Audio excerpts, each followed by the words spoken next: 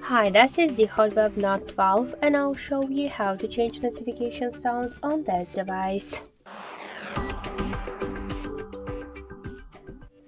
So let's open first the settings and then tap to the sounds and vibration. Click to notification section and switch your currently sound to one from the available sounds which you like. Then tap to OK to save the changes, and that's it. As you could see, here we got the changes, the new notification sound. So thank you for watching, and if you like this video, leave thumbs up and subscribe.